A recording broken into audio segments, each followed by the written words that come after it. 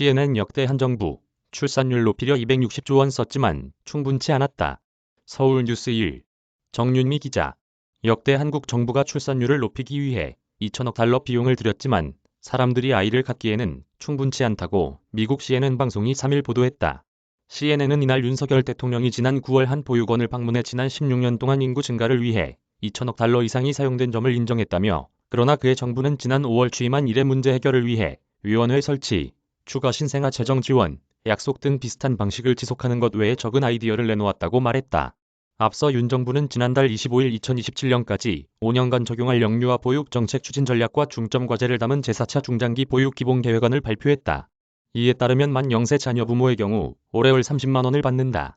내년에는 가정 양육 여부와 상관없이 월 70만 원, 2024년부터는 월 100만 원을 지급된다. CNN은 일반적으로 높은 부동산 가격과 교육 비용, 그리고 더 큰 경제적 불안 등이 젊은이들이 가정을 갖지 못하는 요인으로 꼽히고 있지만, 이는 아무리 많은 돈이 투입돼도 역대 정부가 해결할 수 있는 능력을 넘어섰다는 것이 입증됐다고 말했다.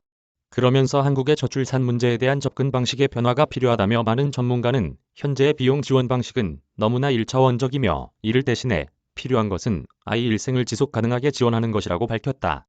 CNN은 한국의 저출산 문제에 대한 세부적인 원인에 대해 조목조목 살폈다. 먼저 유명무실한 육아휴직 사용 실태다. 서류상 육아휴직 이용자 수가 늘고 있지만 이를 온전히 편안하게 받아들이는 사람은 거의 없다고 CNN은 지적했다. 둘째, 양육을 돕고 싶다는 박모 씨는 아이를 갖는 것에 대한 회사 차원의 특별한 이해나 대우가 없다며 일 없는 내 시간을 활용할 수밖에 없는데 이 역시 불편하다고 말했다. 회사에서 승진하기 위해서는 가정을 소홀히 할 수밖에 없는 사내 문화도 비슷한 맥락이다. 한국은 업무 시간이 끝나고 팀워크 차원에서 회식하는 문화가 있는데 이에 참여하지 않으면 주변 동료들의 눈총을 받는다. 두 아이를 양육하는 이모 씨는 예를 들어 회사에서 아이 가진 직원들에게 저녁 식사나 야근을 제외해주면 좋을 것 같다고 말했다. 더욱이 CNN은 독신 여성에게 체외 수정 시술이 제공되지 않는 점을 들며 한부모 가정에 대한 우리 사회의 부정적 시선은 아무리 큰 비용을 지원해도 저출산 문제를 해결할 수 없다고 꼬집었다. 이 밖에도 동성혼 법적 불허, 동거 가구 입양 불가한 점도 그러하다.